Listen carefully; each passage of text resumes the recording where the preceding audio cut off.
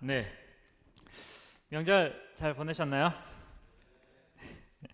새해에도 하나님께서 주시는 평안 가운데 에, 복을 누리는 한 해가 되기를 기도를 드립니다. 아, 오직 사실 하나님만이 진정한 참 복을 주실 수 있고 복의 근원이시며 또 복을 주실 수 있는 능력이 있으시고 또 복을 주시기를 원하시는 그런 좋으신 분임을 우리가 알고 있습니다. 그리고 실제로 그 하나님께서 그 무한하신 능력으로 우리에게 실제로 복을 주십니다. 그것이 오늘 이제 에베소서 네 번째 강의에 나와 있는데, 에베소서 2장 1절에서 10절에 나타난 우리에게 어떻게 하나님의 능력이 임했고 그 복이 임했는지 함께 살펴보시면 좋겠습니다. 에베소서 2장 1절부터 10절인데 성경책을 가지신 성도님들께서는 함께 찾으셔서 보시면서 하시면 좋겠습니다. 2장 1절부터 10절 차정현 형제님께서 읽어주시겠습니다. 그는 허물과 죄로 죽었던 너희를 살리셨도다. 그때의 너희는 그 가운데서 행하여 이 세상 풍조를 따르고 공중의 권세 잡은 자를 따랐으니 곧 지금 불순종의 아들들 가운데서 역사하는 영이라. 전에는 우리도 다 그 가운데서 우리 육체의 욕심을 따라 지내며 육체와 마음에 원하는 것을 하여 다른 이들과 같이 본질상 진노의 자녀이었더니 긍휼이 풍성하신 하나님이 우리를 사랑하신 그 큰 사랑을 인하여 허물로 죽은 우리를 그리스도와 함께 살리셨고 너희는 은혜로 구원을 받은 것이라. 또 함께 일으키사 그리스도 예수 안에서 함께 하늘에 앉히시니 이는 그리스도 예수 안에서 우리에게 자비하심으로써 그 은혜의 지극히 풍성함을 오는 여러 세대에 나타내려 하심이라. 너희는 그 은혜에 의하여 믿음으로 말미암아 구원을 받았으니 이것은 너희에게서 난 것이 아니요 하나님의 선물이라. 행위에서 난 것이 아니니 이는 누구든지 자랑하지 못하게 함이라. 우리는 그가 만드신 바라 그리스도 예수 안에서 선한 일을 위하여 지으심을 받은 자니 이 일은 하나님이 전에 예비하사 우리로 그 가운데서 행하게 하려 하심이니라. 네, 감사합니다. 2장 1절부터 우리가 말씀을 보시면 사실 에베소서 2장은 한글 성경의 원래 원어의 번역과 약간 다른 부분들이 좀 찾아볼 수가 있더라고요. 2장 1절에 보시면 한글 성경에는 그가 우리를 살리셨다라는 표현이 나오는데 원어 성경이나 다른 대부분의 영어 성경들에서는 그 내용이 없어요. 그러니까 허물과 죄로 너희가 죽어 있었다라고 되어 있습니다. 사실 그가 너희를 살리셨다라는 표현은 5절에서도 나오고 이게 전체적인 그런 관점에서 의역상 이게 추가된 부분처럼 보이는데 5절에서 다룰 것이기 때문에 1절에서는 다루지 않도록 하겠습니다. 그리고 중요한 접속사가 빠져 있는데 바로 그리고라는 접속사입니다. and, 영어로 and. 그래서 1절을 다시 우리가 이제 한국어로 이제 번역을 해보면 그리고 너희는 허물과 죄로 죽어 있었습니다라고 볼 수 있겠습니다. 특별히 NIV 성경에서는 좀 더 의역을 해서 그 앞에 이어지는 그 내용이 너희에게 적용되는, 그러니까 너희에 관해서 어떻게 이제 적용이 되는지를 연결해주는 그런 접속사로 표현이 되어 있습니다. 그렇기 때문에 이 2장을 살펴보기에 앞서서 이 앞의 내용을 살펴보는 건 필수가 되겠죠. 혹시 지난 시간 1장에서 다뤘던 내용 기억하시나요? 네. 지난 시간에 바울의 기도, 에베소서 1장에서 바울의 기도를 우리가 살펴봤습니다. 바울이 특별히 세 가지를 위해서 기도를 했는데 첫 번째로 부르심의 소망이 무엇인지 우리가 알기를 원했고, 두 번째로 그 기업의 영광의 풍성함이 어땠는지 바울은 알기 위해서 기도를 했습니다. 그리고 세 번째로 하나님께서 우리에게 믿는 우리에게 베푸신 그 능력의 지극히 크심이 어떠한지를 바울 형제님은 우리에게 알기를 원하셨고 알기를 위해서 기도하셨습니다. 그리고 20절에서 그 능력이 어떻게 그리스도에게 역사하셨는지, 그리스도를 살리시고 그리스도를 높이시고 하늘보좌 우편에까지 앉히시고 만물을 그 발 아래 두시고 그리고 교회의 머리로까지 그 하나님의 능력이 삼으셨다라고 이야기를 하고 있습니다. 그리고 그 능력이 이제 오늘 그리고 그 능력이 우리에게 그리스도의 몸된 교회인 우리에게 연결되어서 어떻게 이어지는지 에베소서 2장에서 다루고 있는 것입니다.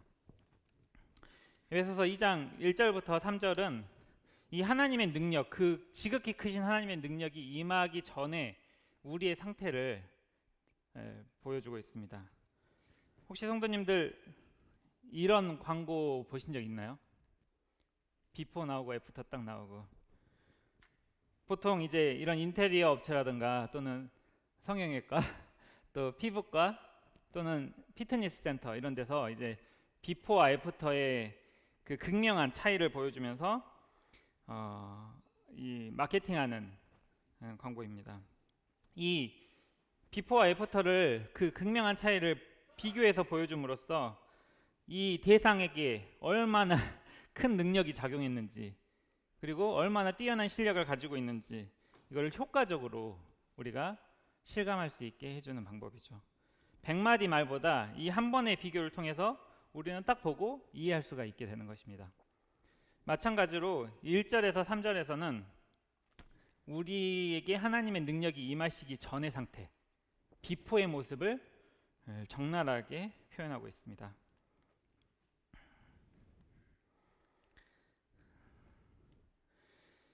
1절 그는 허물과 죄로 죽은 너희를 살리셨다고 했는데 그리고 허물과 죄로 우리는 죽어 있었습니다라고 되어 있는데 볼 수 있는데 그 원인인 우리가 죽어 있었던 원인이 무엇일까요?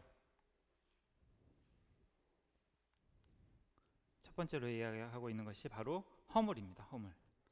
우리는 허물 때문에 죽어 있었습니다. 허물은 원어상 의미로 발을 헛디디다 또는 화살이 관역에서 빗나가다 많이 들어보셨죠, 그렇죠? 그런 의미를 가지고 있습니다. 실수뿐만이 아니라 의도적으로 다른 방향으로 발걸음을 옮기는 것 또는 관역이 저쪽에 있는데 다른 방향으로 화살을 쏘는 것도 포함합니다. 그러니까 의도적인 그런 잘못까지 포함을 하는 것이죠. 실수로 헛디디는 것뿐만이 아니라. 근데 이러한 잘못이 정말 죽을 만한 것일까요? 요나서를 보면 하나님께서 니느웨로 가라고 명하셨습니다. 사실 우리는 여행의 자유가 있잖아요. 우리가 원하면 니느웨에 갈 수도 있고 가지 않을 수도 있어요. 니느웨에게 가는 것에 있어서는 우리에게는 자유가 있죠. 하지만 하나님께서 니느웨로 가라라고 명하셨는데 가지 않고 도망하는 것은 죄인 것입니다. 또 창세기에서 우리가 너무나 잘 알고 있듯이 우리가 어느 과일을 따먹는 것은 사실 먹고 싶은 과일을 먹는 것은 잘못이 아니죠. 그런데 하나님께서 선악과를 따먹지 말라고 하셨는데 그것을 따먹었을 때, 즉 하나님께서 하신 뜻, 하나님의 뜻, 그리고 하나님이 명하신 그 명령에 불순종하는 모든 것이 바로 허물이고 그것이 우리를 영적으로 죽게 만드는 것입니다. 그리고 특별히 창세기에서 나오는 이 범죄는 원죄라고 하죠. 이 선악과를 따먹는 그 즉시 우리는 영적으로 죽게 되었습니다. 앞으로 우리가 죽을 그 육체의 죽음을 말하는 것이 아니라 하나님께서는 분명히 먹는 날에 반드시 죽는다라고 이야기를 하셨습니다. 그 날에. 그리고 실제로 아담과 하와가 선악과를 따 먹었을 때 그들에게는 즉시 변화가 나타났습니다. 영적으로 죽은 것이죠. 하나님을 두려워하여 피하여 숨었고 하나님과 단절되고 관계가 끊어졌습니다. 그런 허물로 말미암아 우리는 영적으로 완전히 죽은 상태가 되었습니다. 두 번째로 죄 때문에 죽었다라고 이야기를 하고 있습니다.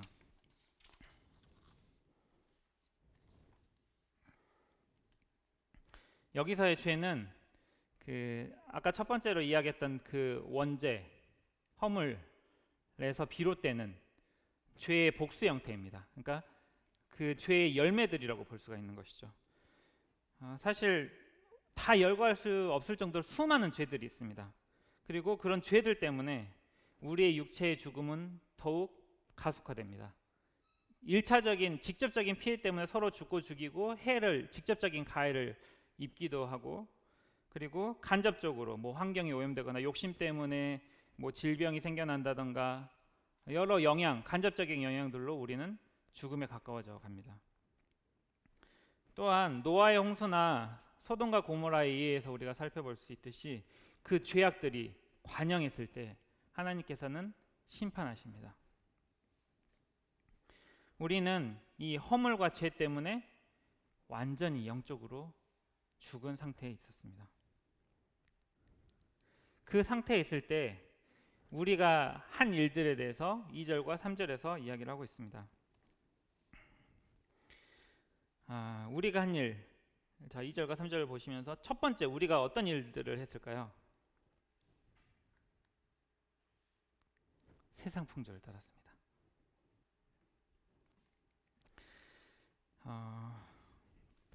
세상 풍조는 세상의 가치관들, 또 세상이 가리키는 그런 사고 방식들, 또는 트렌드, 플렉스, 혹시 플렉스라는 단어 아세요? 그런 플렉스들을 쫓는 것, 따르는 것, 그런 트렌드들을 따르는 것을 이야기를 하고 있습니다. 우리는 두 가지 중에 하나를 선택할 수밖에 없습니다. 요한 1서에서 이야기하는 것처럼 세상에 있는 것들을 사랑하든지 아니면 아버지를 사랑하든지, 아버지께로부터 온 것들을 따를 것인지 아니면 세상으로부터 온 것들을 따를 것인지, 우리는 둘 중에 하나를 선택해야 됩니다. 로마서 12장 2절에서는 너희는 이 세대들을 본받지 말라라고 이야기를 합니다. 그리고 오직 마음을 새롭게 함으로 변화를 받아 하나님의 선하시고 기뻐하시고 온전한 뜻이 무엇인지 그 뜻대로 살라, 이 둘 중에 하나 선택하라고 이야기를 하고 있는 것입니다. 하지 말고 이것을 해라라고 이야기를 하고 계시는 것입니다.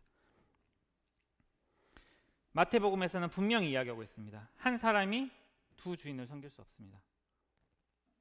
하나님과 재물을 겸하여 섬길 수 없습니다. 그러나 우리는 구원받기 전에 100% 세상 풍조를 따랐습니다. 하나님을 모른 채 세상이 가리키는 목표를 향해서 열심히 바쁘게 더 나아 보이는 삶을 쫓아서, 성공을 쫓아서 살았습니다.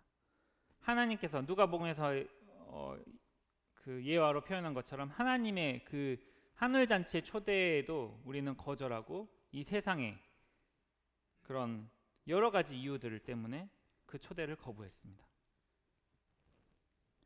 또한 노아의 때, 또 롯의 때와 같이 이 노아의 전도를 듣지 않고 오히려 세상 일에 바빠 노아의 방주를 타지 않았고, 또 롯의 두 사이에게 롯이 전도를 하잖아요. 근데 롯의 두 사이는 뭐라고 하죠? 그 소돔성을 포기하지 못한 채 오히려 농담으로 여깁니다. 그것이 바로 구원받기 전에 우리의 상태였습니다.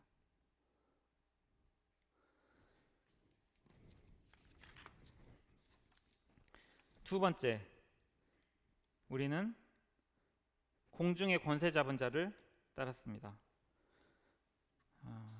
세상이 우리가 겉으로 보기에는 점점 더 발전하는 것처럼 보이잖아요.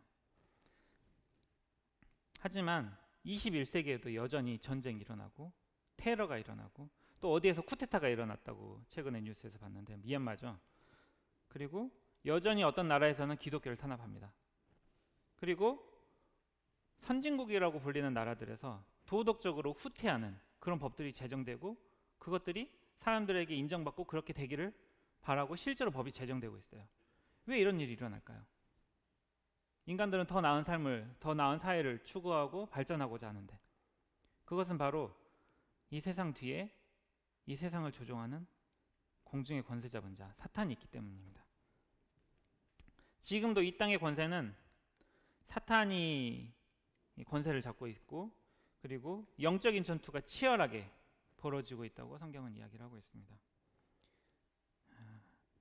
그러나 우리는 영적으로 죽어 있었기 때문에 이런 상황을 제대로 알지도 못하고 분별할 수도 없었고, 이 세상의 가치관과 이 세상에서 시스템들을 이제 자연스럽게 받아들이고 또 알지도 모른 채 그 사탄의 뜻대로 조종당하고 따르고 있었던 것입니다. 마지막 세 번째로 우리는 육체의 욕심을 따라 지냈습니다. 육체의 욕심. 육체의 욕심은 무엇일까요? 육체의 욕심은 이 성령과 대비되는, 그러니까 우리의 죄악된 본성, 옛 자아. 사실 이거는 지금 옛날의 상태니까 옛날에 그 죄만을 영적으로 완전히 죽어 있었던 그 본성을 가리킵니다. 그리고 이 육체의 욕심이라고 하면서 또 다시 육체와 마음에 원하는 것이라고 이제 반복해서 이야기하고 있는데, 이 뒤에 나오는 육체는 첫 번째 이야기하는 육체하고는 약간 가리키는 것이 다릅니다. 두 번째 나오는 육체는 이 몸, 우리 인간이 세 가지로 구성되고 있잖아요. 영과 혼과 몸. 이 몸에 원하는 것, 그리고 마음이 원하는 것을 우리는 그 욕구대로 따랐습니다. 혹시 메슬로의 5단계 욕구 단계의 가설 아세요? 심리학에 관심이 있으신 분들은 들어보셨을 텐데, 인간의 욕구를 이제 그 단계별로 5단계로 나눠서 이런 욕구들이 있고 점점 더 상위의 욕구들을 원하게 된다라는 이론인데, 가설인데, 여기서 그걸 설명드리고자 하는 것이 아니라 이 본문에서는 이 육체의 욕심이 이걸 두 가지로 구분을 하고 있는 것이죠. 첫 번째로 육체가 원하는 것, 이 몸에 속한 기본적이면서도 생리적인 그리고 본능적인 욕구들, 그리고 마음이 원하는 것, 혼에 속한 지적, 감정적, 의지적, 이런 거는 사회적인 것과도 관련이 있고 상대적으로 관계적인 그런 욕구입니다. 그런 욕구들이 원하는 대로 살았습니다. 사실 욕구 자체는 죄가 아니에요. 하나님이 그런 욕구들을 주셨고 그런 욕구들을 통해서 기쁨을 얻게 하셨어요. 즐거움을 얻을 수 있게 하셨어요. 그런데 우리가 영적으로 죽음으로써 말미암아 그 욕구들을 통제하지 못하게 된 것이 죄인 것입니다. 절제하지 못하게 된 것이 죄이죠. 그래서 그런 사실 식욕, 수명욕, 성욕 이런 것들이 죄가 아니잖아요. 배고프면 밥을 먹는 것이고 잠을 자는 것이 필요합니다. 하지만 그것을 절제하지 못하고 탐심을 부리게 되고 너무나 잠을 많이 잔 나머지 게을러지게 되고, 또 우리가 그런 마음이 원하는 그런 욕구들을 통제하지 못할 때 여러 가지 죄악의 형태로 나타나게 되는 것이죠. 이 갈라디아서 5장에 육체의 일이라고, 육체의 욕심, 육체의 일이라고 표현을 하고 있습니다. 온갖 음행과 더러운 것과 호색과 쭉 이렇게 나열하고 있는데, 우리는 그 욕구들, 우리 안에 있는 욕구들을 제어할 수 있는 힘을 잃어버린 채 그 육체의 욕심에 끌려다녔습니다. 즉 자유의지를 잃어버린 것이죠. 자유의지, 통제할 수 있는. 어떻게 보면 욕구대로 사는 것이 자유스러워 보일 수는 있어요. 내 마음대로 사는 것처럼 보이고 그게 자유처럼 보이는데, 사실은 우리가 이것을 선택할 수 없다면 그것은 자유가 아닙니다. 우리는 이 욕구를 거스를 수가 없었어요. 영적으로 죽었기 때문에 이 욕구에 끌려다니고 욕구의 노예가 된 것입니다. 죄가 노예가 된 것이죠. 그리고 하나님께서도, 우리도 이 욕구를 제어하지 못했고, 그리고 하나님께서도 우리를 그 욕구 가운데, 욕심 가운데 내어버려 두셨을 때 우리는 아주 처참한 상태일 수밖에 없었던 것입니다. 그리고 3절에서 그 결과에 대해서 이야기를 하고 있는데, 그 결과 우리는 본질상 죄인이 되었습니다. 본질. 우리의 본질이 죄인이 된 것이죠. 죄를 지어서가 죄인이 된 게 아니라 이제 태어날 때부터 죄인이 된 것입니다. 본질 자체가 타락했기 때문에 희망이 없습니다. 다윗은 이렇게 고백했습니다. 내가 죄악 중에서 출생했다. 죄 중에서 어머니가 나를 잉태했다라고 이야기하고 있습니다. 또 로마서 5장에서는 죄를 짓지 아니한 자들에게까지도 사망이 왕노를 하였다라고 이야기를 하고 있는 것이죠. 아무리 티 없이 맑아 보이는 그 깨끗해 보이는 그 갓난아이조차도 본질상 진노의 자녀로 태어난 것입니다.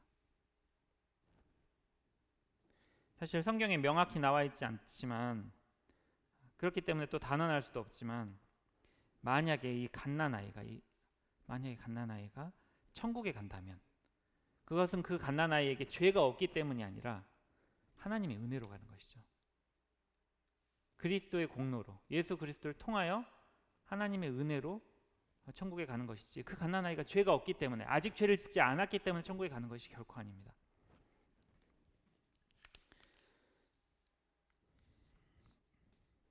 그리고 우리는 진노의 자녀가 되었습니다.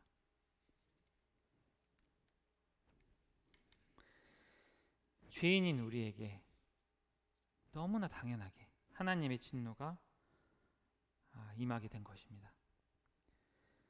사랑의 하나님으로 우리는 많이들 알고 있지만, 사실 하나님의 사랑은 우리에게 당연한 게 아니에요. 우리에게 당연한 것은 하나님의 진노입니다.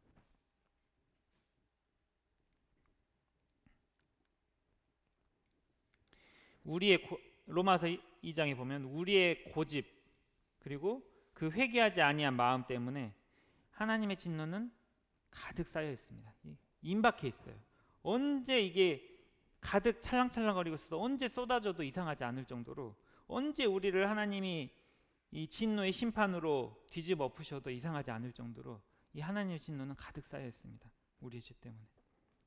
다만 하나님께서 로마서에서 이야기하는 것처럼 오래 참으심으로 관용하고 계실 분입니다. 우리는 이처럼 위험하고 끔찍하고 처참한 상태에 우리는 놓여 있었습니다.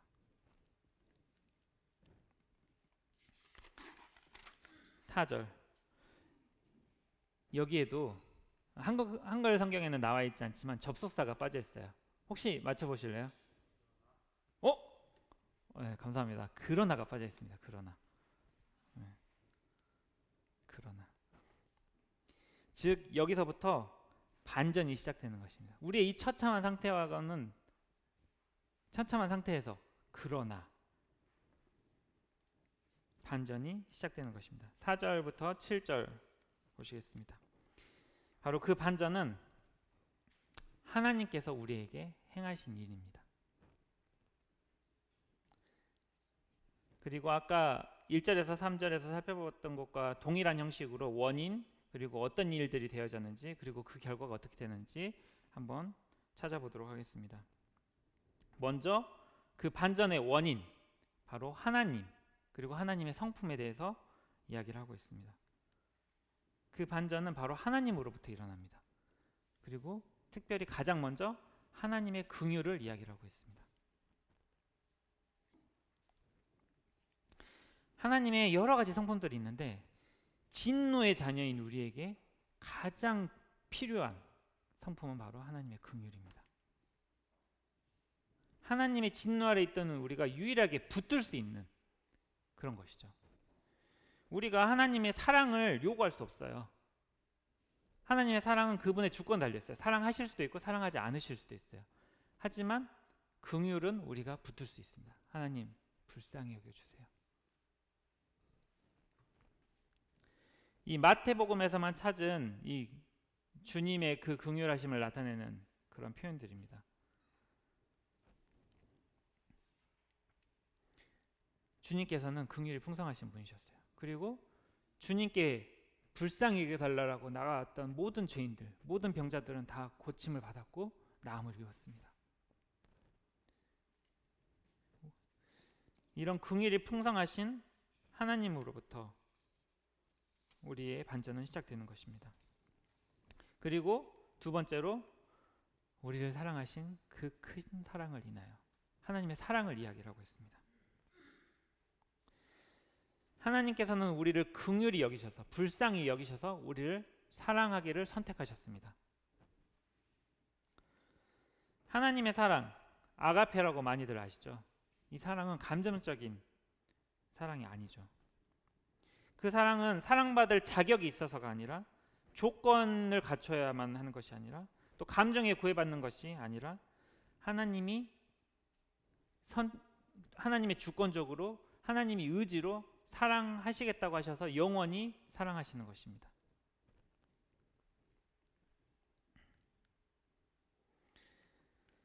로마서 9장에 하나님께서 이렇게 이야기하십니다. 내가 야곱은 사랑하였고 에사는 미워하였다. 그분이 사랑하실 수도 있고 사랑하지 않으실 수도 있죠. 사랑은 그분의 주권에 달려 있어요. 우리를 구원하실 수도 있고 구원하지 않으실 수도 있습니다. 하지만 그 긍휼하심으로 우리를 사랑하시기로 하신 것입니다. 우리는 사랑받을 자격이 없죠. 그분 앞에서 어떤 조건도 갖추지 못했어요. 하지만 하나님께서는 우리가 아직 죄인 되었을 때 무조건적으로 먼저 우리를 사랑하셨습니다. 그리고 그랬기 때문에 우리에게 반전이 일어나는 것이죠. 하나님의 그 긍휼하심과 사랑 때문에 그것이 원이 되어서 반전이 일어나는데 그것이 이제 5절과 6절에서 나타나고 있습니다. 하나님께서 어떤 일을 하셨냐? 첫 번째로 그리스도와 함께 우리를 살리셨다라고 이야기하고 있습니다. 아까 1, 2, 3절에 우리는 영적으로 완전히 죽어 있음을 우리가 살펴보았습니다. 완전히 죽어 있어서 아무런 영적으로 무능력한 움직일 수조차 없던 차갑게 굳어버린 그런 죽은 우리를 하나님께서 그리스도와 함께 살리셨습니다.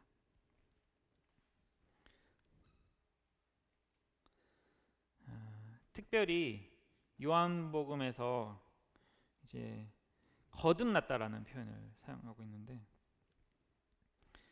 이것은 이 살아나는 것은 지식적으로 태어나는 것도 아니고 어떤 공식적으로 이렇게 하면 우리가 살아난다 또는 우리가 살아나는 것이 아니라 하나님께서 우리를 살리시는 것입니다.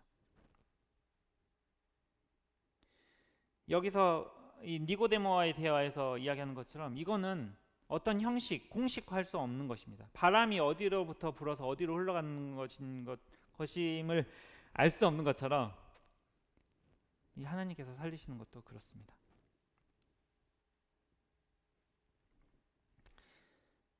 하나님께서 우리의 영을 다시 살아나게 하신 것입니다.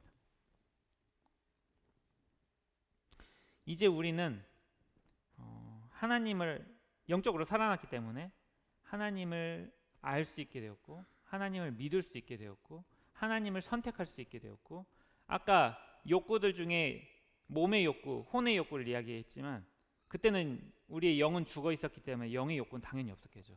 근데 영적으로 살아난 우리는 하나님으로부터 오는 거룩한 것들 또 하나님의 뜻대로 살고자 하는 욕구들 어떤 영적인 갈급함, 원하는 것들이 생겨나게 된 것이죠.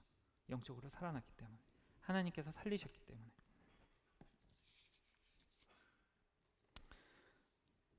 두 번째로 하나님께서는 우리를 그리스도와 함께 일으키셨습니다. 일으켜 세우셨습니다. 요한복음 5장 8장에 보면 38년 된 병자 이야기가 나와요. 5장에 보면 하나님께서는 이 38년 된 병자를 고치셨을 뿐 아니라 그 즉시 내 자리를 들고 걸어가라라고 하셨습니다. 안식일임에도 불구하고 그냥 계속해서 고쳤지만 계속해서 누워 있어라라고 하시지 않고 이제 더 이상 병자로서의 삶을 살지 말고 건강한 사람으로서의 삶을 살아가라라고 이야기를 하신 것입니다. 들고 걸어가라. 너의 병상을 들고 너의 자리를 들고. 요한복음 11장의 나사로의 이야기도 동일합니다. 하나님께서는 나사로를 살리셨을 뿐만 아니라 그 두꺼운 그 큰 돌을 굴리셔서 그 무덤 문을 여시고 그리고 나오라라고 말씀하십니다. 그 안에 있지 말고, 그 무덤 안에 있지 말고 나오라. 그리고 풀어놓아 다니게 하라라고 말씀하십니다. 더 이상 죽은 상태로 있지 그 시체가 있는 무덤 가운데 있지 말고 나와서 새 생명을 누리라라고 이야기를 하고 계시는 것입니다.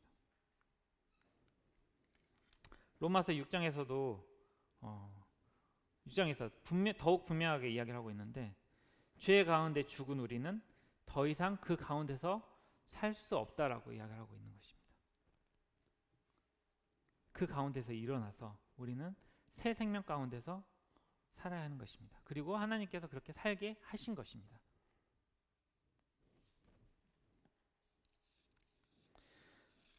세 번째로, 하나님께서는 우리를 그리스도 예수 안에서 함께 우리의 위치를 하늘 보좌 우편 하늘에 앉히셨습니다. 이것은 미래에 우리에게 일어날 일뿐만이 아니라 현재 우리의 그리스도 예수 안에서 우리의 신분이 변화되었음을 보여줍니다. 이미 우리를 그렇게 앉히셨고 우리에게 하셨습니다. 우리는 하나님의 자녀가 되었고, 그리고 하늘의 시민권을 가진 자들이 되었습니다.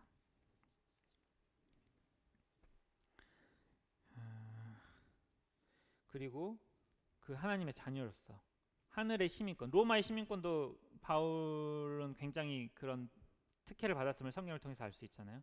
이 하늘의 시민권은, 하나님의 자녀라는 특권은 굉장한 실제적인 복을 가지고 있고 실제적인 특권을 가지고 있는 것입니다. 우리는 그 하나님께서 그런 것들을 우리에게 주신 것입니다. 그리고 마지막으로 이 세 가지 앞에 항상 붙는 게 있죠. 그리스도와 함께. 이 하나님께서 우리에게 행하신 이 세 가지 일 모두 그리스도와 함께 그분 안에서 이루어진 것들입니다. 우리는 그리스도와 연합해서 그분과 하나가 되었죠. 1장에서 계속 우리가 살펴봤듯이 그리스도 안에서 그 하나님의 능력이 그리스도에 임했을 때 그 그리스도가 어디까지 높아졌고, 그리스도를 살리시고 그리스도가 어디까지 높아지셨고, 그리고 만물을 충만하게 하셨고, 그 모든 것들이 우리가 그리스도와 연합해서 우리도 동일하게 누리게 되는 것입니다. 그분의 위치가 우리의 위치가 되는 것이고, 그분의 능력이 우리의 능력이 되는 것이고, 그분의 영광이 우리의 영광이 되는 것입니다.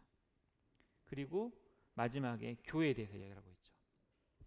그분이 머리 되시고 우리가 몸 되고, 만물을 충만케 하시는 그분의 충만이 우리가 된 것입니다.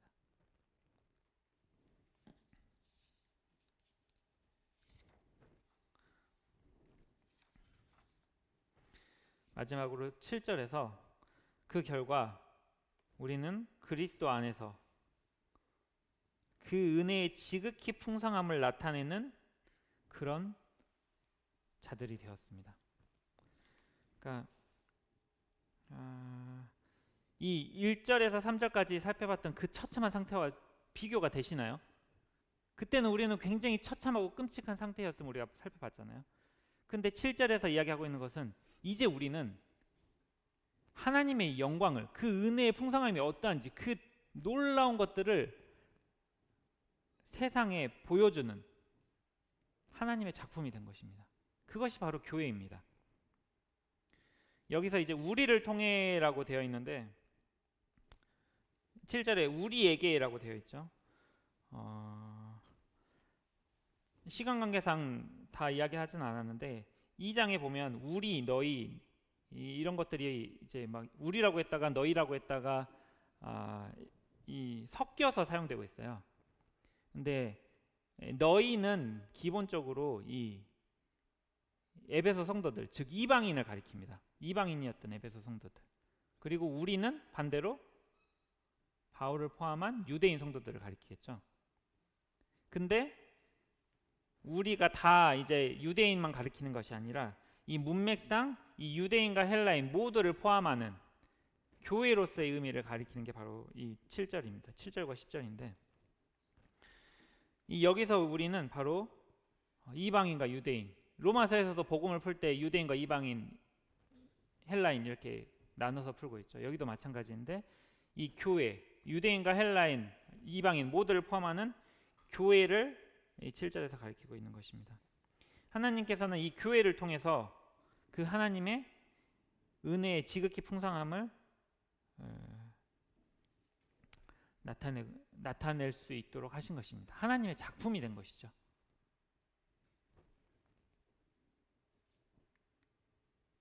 에베소서 3장에 이제 다음에 계속해서 살펴볼 건데 측량할 수 없는 그리스도의 풍성함을 이방인에게 전하게 하셨습니다.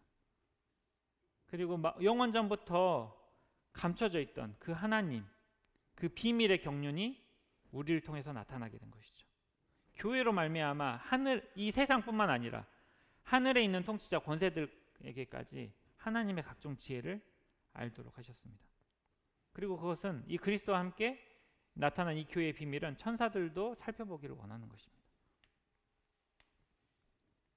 하나님께서는 이 누가복음 8장에서 이야기하는 것처럼 이 하나님의 빛을 이 교회를 통해서 비추시고 그것을 감춰 놓으신 것이 아니라 이 들어 올리셔서 모든 사람이 보고 그 하나님의 영광을 알 수 있도록 하신 것입니다.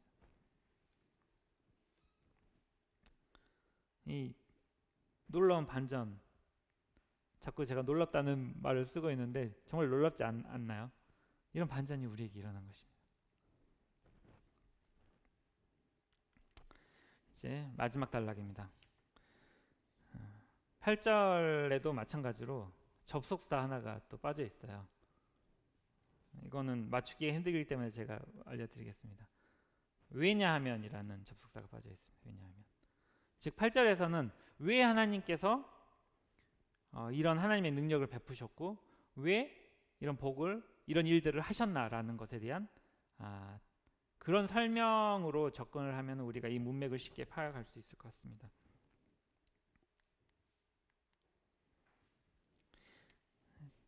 7절에서 하나님께서 우리를 통해 그 하나님의 은혜의 지극히 풍성함을 이제 나타내고자 하셨는데 그 이유, 왜 그러셨냐면 그것은 은혜로 주어진 것이기 때문입니다. 은혜로.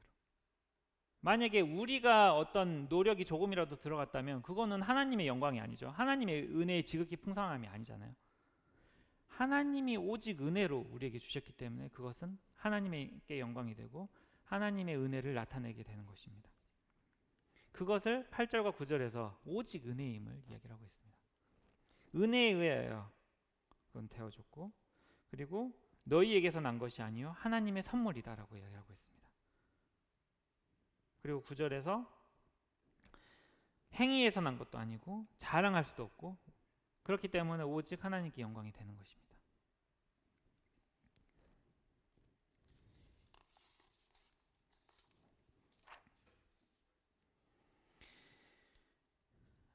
처음에 그 광고 비포 애프터 그거 기억하시죠? 그 비포 애프터 그 광고, 모든 광고들은 사실 영리적인 목적으로 만들어졌어요. 그것을 보고 대가를 지불하고 그렇게 해주겠다라는 것이죠. 근데 이 하나님의 능력으로 말미암아 나타나는 이것은, 이 하나님의 능력, 이 복은 값없이 은혜로 주어진 것입니다. 그렇기 때문에 더욱 놀라운 것이죠. 지극히 풍성한 하나님의 은혜인 것입니다. 그리고 눈썰미 좋으신 성도님들께서는 눈치채셨겠지만 믿음으로 말미암아가 빠졌어요. 이제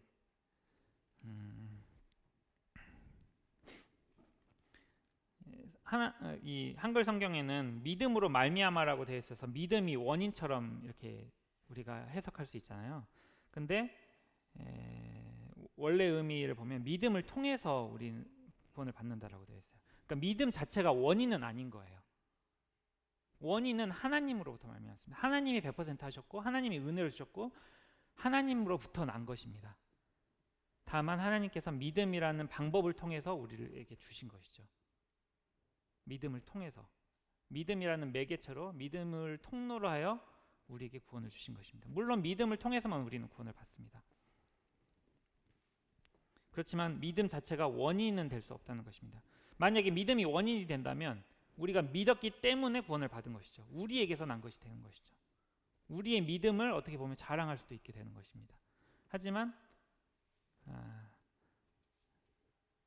믿음은 원인은 아닌 것이죠. 이 파란색으로 이것이라고 되어 있는데 이것이 무엇을 가리키느냐를 약간 주석을 찾아봤는데 약간씩 다르더라고요. 이것이 우리는 일반적으로 구원을 가리킨다라고 알고 있잖아요. 구원은 우리에게서 난 것이 아니다. 하나님의 선물이다 라고 보시는 분들도 있고 이것을 믿음으로 보시는 분들도 있더라고요. 믿음은 우리에게서 난 것이 아니고 하나님의 선물이다. 아무튼 이것이 믿음이든 구원이든 간에 이 믿음이든 구원이든 이것은 우리에게서 난 것이 아닙니다. 하나님의 선물입니다. 에베소서에서 1장에서부터 계속해서 강조해 왔듯이 이 하나님께서 예정하시고 하나님께서 계획하시고 하나님이 행하신 것입니다.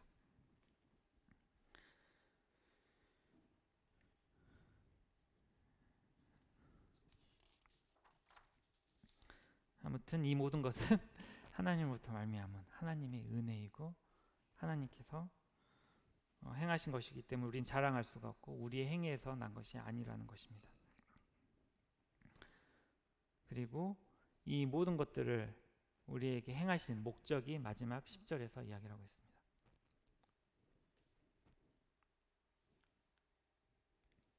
우리는 그의 만드신 바라 그리스도 예수 안에서 선한 일을 위하여 지으심을 받은 자니 이 일은 하나님이 전에 예비하사 우리로 그 가운데서 행하게 하려 하심이니라. 이 모든 것은 하나님께서 그 선하신 목적대로 계획하신 대로 되어진 것이라는 것입니다. 특별히 방금 살펴봤듯이 10절에서 그의 만드신 바라라고 말씀을 하고 있습니다. 여기서 만드신 바라라고 했을 때 저도 처음에 봤을 때 이 창세기의 창조를 생각했어요. 근데 문맥상 좀 갑자기 창조로 이야기하는 게 안 맞죠. 근데 여기서의 만드신 바는 하나님의 작품을 이야기하는 것입니다. 하나님께서 만드신 작품이다. 즉 하나님께서 그리스도 예수 안에서 우리를 새롭게 창조하신 이 영적인 거듭남을 나타내는 것입니다. 고린도후서 5장 17절에서 우리는 그리스도 안에서 새로운 피조물로 다시 태어났다라고 이야기하고 있습니다. 새롭게 창조된 것입니다. 새 것으로 다시 만들어진 것이죠. 토기장이신 하나님께서 그분의 뜻대로 우리를 빚으신 것입니다. 그리고 지금도 이 하나님의 교회는 지어져 가고 있고 연결되어 가고 있고 완성되어 가고 있는 것입니다. 이 교회는 이 계획이라고 되어 있는, 그러니까 10절에 전에 하나님께서 예비하셨다라고 되어 있는데 우리의 타락 때문에 급하게 하나님께서 급조해낸 임기응변이 아닙니다. 창세 전부터 하나님께서 계획하시고 예비하신 그런 계획이었습니다. 그 하나님의 완벽한 계획대로 마침내 이 작품이 완성된 것입니다. 그리고 그 작품의 목적은 바로 선한 일을 위해서라고 이야기를 하고 있습니다. 선한 일. 이 선한 일, 저도 처음에 이제 선한 일이라고 했을 때 어떤 그래 이제 내가 구원받았고 새롭게 창조됐고 이 하나님의 멋진 작품으로서 그에 합당하는 삶을 살아야지, 하나님을 위해서 봉사하고 헌신하고 어떤 사역들을 감당해야지 라고 이제 생각을 했는데, 물론 그 모든 것들은 옳고 좋은 것입니다. 그런데 여기서 이야기하는 선한 일은 어떤 일을 강조하기보다 선을 강조하고 있습니다. 선 자체. 그러니까 아까 갈라디아에서 살펴봤듯이 육체의 일이 있었죠. 육체의 일. 육체의 일과 반대되는. 육체의 일이라고 했을 때 그것들이 일들이 아니었잖아요. 어떤 육에 속한 그런 죄, 악, 그런 것들이었던 것처럼 여기서 선한 일이라고 했을 때는 어떤 일이라는 개념보다는 선 그 자체를 우리가 선한 행위들, 하나님이 원하시는 것들로 이해하는 게 좀 더 정확할 것이라는 생각이 들었습니다. 그리고 이거는 앞으로 에베소서 4장에서 6장을 살펴볼 때 그런 어떤 선한 것들을 해야 되는지 에베소서에서 계속해서 이어서 이야기를 하고 있는 것입니다. 이 하나님께서는 우리를 다시 살리신 목적은 선을 행하기 위하여입니다. 선.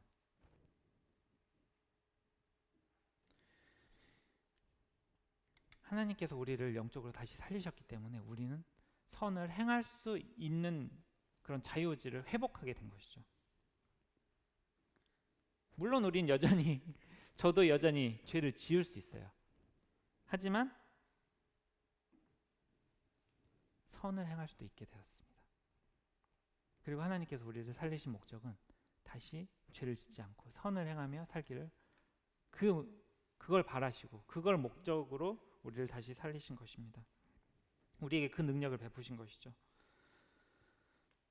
하나님께서 처음 우리를 창조하셨을 때와 마찬가지로 그 창조 상태의 그 자유의지를 우리는 다시 회복했습니다. 이 자유의지 없이는 하나님과의 사랑의 관계가 성립이 안 되죠. 로봇처럼 자유가 없이 하나님을 사랑하는 것은 그건 사랑이 아니잖아요. 하나님은 우리를 다시 선을 행할 수 있도록 하시고 우리의 자유의지, 선을 행할 수도 있게 하시고 악을 행할 수도 있게 하시고 하나님을 선택할 수도 있게 하시고 하나님을 떠날 수도 있게, 하나님을 선택하지 않을 수도 있게 하셨습니다. 그리고 우리가 그런 상태에서, 그런 자유의지를 가진 상태에서 선을 행하고 하나님을 사랑하고 하나님과 친밀한 관계를 누리기를 바라시는 것입니다.